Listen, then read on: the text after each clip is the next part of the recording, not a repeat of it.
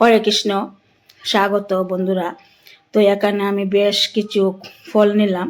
আজ ফলের একটা চাটনি করলাম রাধা মাধবের ভোগের জন্য। একাদশীর পারণে আমি এই চাটনিটা করলাম, একদমই কিন্তু অসাধারণ হলো। তো আমি কিভাবে ফল দিয়ে এই চাটনি করলাম, আপনারা অবশ্যই আমার এই পুরো ভিডিওটা দেখবেন, খুব ভালো লাগবে। তো আপনারা ওইভাবে তৈরি করে ঠাকুরের ভোগে নিবেদন করতে পারবেন। ফলগুলি আমি খুব ভালোভাবে ধুয়ে নিলাম, আর আপেলটা এইভাবে ছোট করে বানিয়ে নিলাম। আর কুল নিলাম 2 রকমের, আপেল কুল আর লোকেল কুল। আর ছোট ফলগুলো আমি আস্তে আস্তেই নিলাম।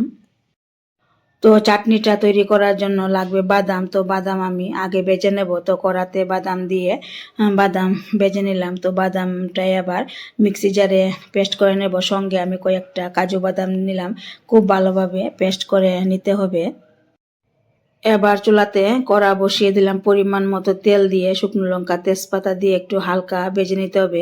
এরপর এখানে সরিষা ফোড়ন দিতে হবে। সরিষা ফোড়ন দিয়ে সরিষাও একটু হালকা ভেজে নিতে হবে।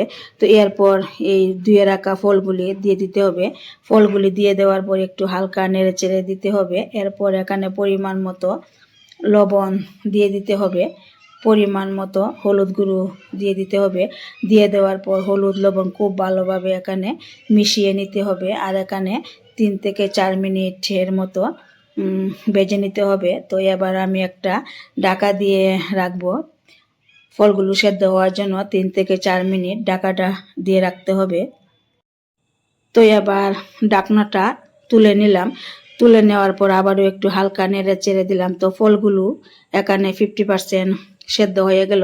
তো এবারও আরও কিছুক্ষণ এখানে ভেজে নিতে হবে। এরপর পরিমাণ মতো জল দিয়ে দিতে হবে।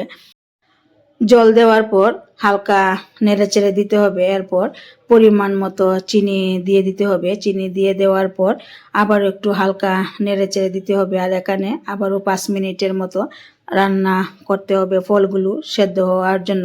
তো এখানে ফলগুলো সেদ্ধ হয়ে গেল, 5 মিনিট রান্না হয়ে গেল। এবার পেস্ট করা এই বাদাম, কাজু বাদামের এই পেস্টটা দিয়ে দিতে হবে।